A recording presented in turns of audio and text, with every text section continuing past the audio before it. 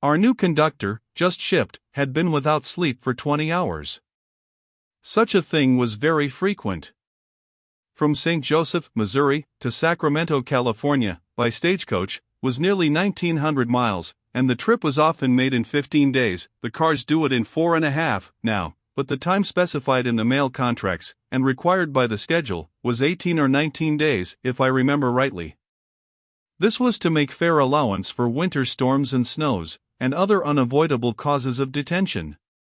The stage company had everything under strict discipline and good system. Over each 250 miles of road they placed an agent or superintendent, and invested him with great authority. His beat or jurisdiction of 250 miles was called a division. He purchased horses, mules' harness, and food for men and beasts, and distributed these things among his stage stations, from time to time, according to his judgment of what each station needed. He erected station buildings and dug wells. He attended to the paying of the station keepers, hostlers, drivers, and blacksmiths, and discharged them whenever he chose. He was a very, very great man in his division, a kind of Grand Mogul, a Sultan of the Indies, in whose presence common men were modest of speech and manner, and in the glare of whose greatness even the dazzling stage driver dwindled to a penny dip. There were about 8 of these kings, all told, on the overland route. 055.jpg, 39K. Next in rank and importance to the division agent came the conductor. His beat was the same length as the agent's, 250 miles. He sat with the driver, and, when necessary, rode that fearful distance, night and day, without other rest or sleep than what he could get perched thus on top of the flying vehicle. Think of it! He had absolute charge of the mails, express matter, passengers and stagecoach, until he delivered them to the next conductor, and got his receipt for them. Consequently, he had to be a man of intelligence, decision, and considerable executive ability. He was usually a quiet, pleasant man, who attended closely to his duties, and was a good deal of a gentleman. It was not absolutely necessary that the division agent should be a gentleman, and occasionally he wasn't. But he was always a general in administrative ability, and a bulldog in courage and determination. Otherwise the chieftainship over the lawless underlings of the overland service would never in any instance have been to him anything but an equivalent for a month of insolence and distress and a bullet and a coffin at the end of it. There were about 16 or 18 conductors on the overland, for there was a daily stage each way, and a conductor on every stage. Next in real and official rank and importance, after the conductor, came my delight, the driver. Next in real but not in apparent importance, for we have seen that in the eyes of the common herd the driver was to the conductor as an admiral is to the captain of the flagship. The driver's beat was pretty long, and his sleeping time at the stations pretty short, sometimes, and so, but for the grandeur of his position his would have been a sorry life, as well as a hard and a wearing one. We took a new driver every day or every night, for they drove backward and forward over the same piece of road all the time, and therefore we never got as well acquainted with them as we did with the conductors, and besides, they would have been above being familiar with such rubbish as passengers, anyhow, as a general thing. Still, we were always eager to get a sight of each and every new driver as soon as the watch changed, for each and every day we were either anxious to get rid of an unpleasant one, or loath to part with the driver we had learned to like and had come to be sociable and friendly with.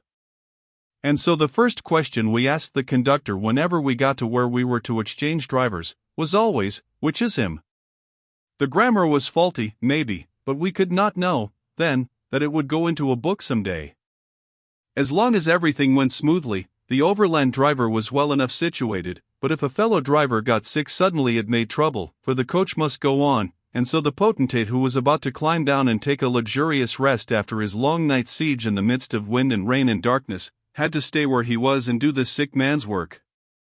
Once, in the Rocky Mountains, when I found a driver sound asleep on the box, and the mules going at the usual breakneck pace, the conductor said never mind him, there was no danger, and he was doing double duty, had driven 75 miles on one coach, and was now going back over it on this without rest or sleep.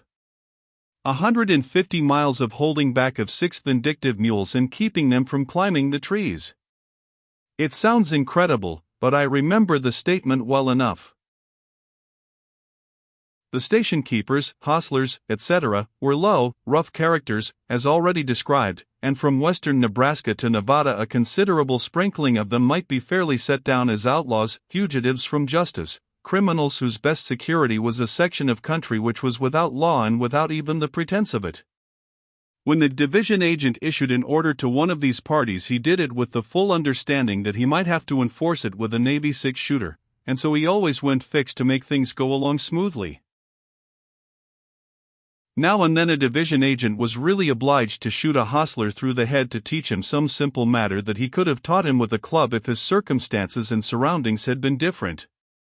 But they were snappy, able men, those division agents, and when they tried to teach a subordinate anything, that subordinate generally got it through his head. 057.jpg, 53K. A great portion of this vast machinery, these hundreds of men and coaches, and thousands of mules and horses, was in the hands of Mr. Ben Holliday. All the western half of the business was in his hands. This reminds me of an incident of Palestine travel which is pertinent here, so I will transfer it just in the language in which I find it set down in my Holy Land notebook.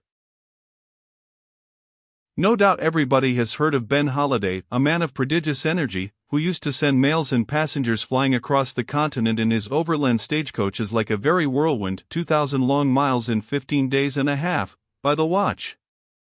But this fragment of history is not about Ben Holliday, but about a young New York boy by the name of Jack, who traveled with our small party of pilgrims in the Holy Land, and who had traveled to California in Mr. Holliday's overland coaches 3 years before, and had by no means forgotten it or lost his gushing admiration of Mr. H. Aged 19. Jack was a good boy, a good-hearted and always well-meaning boy, who had been reared in the city of New York, and although he was bright and knew a great many useful things, his scriptural education had been a good deal neglected, to such a degree, indeed, that all Holy Land history was fresh and new to him, and all Bible names mysteries that had never disturbed his virgin ear. Also in our party was an elderly pilgrim who was the reverse of Jack, in that he was learned in the scriptures and an enthusiast concerning them.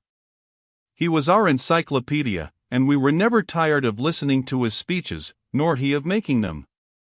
He never passed a celebrated locality, from Bashan to Bethlehem, without illuminating it with an oration.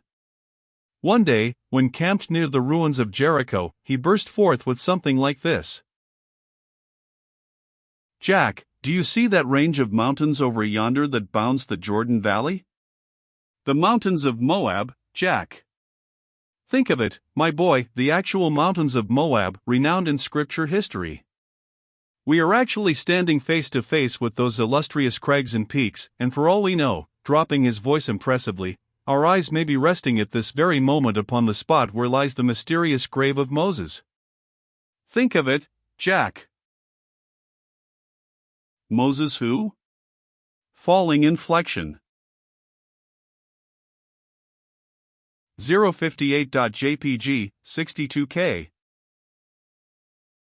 Moses who? Jack, you ought to be ashamed of yourself, you ought to be ashamed of such criminal ignorance.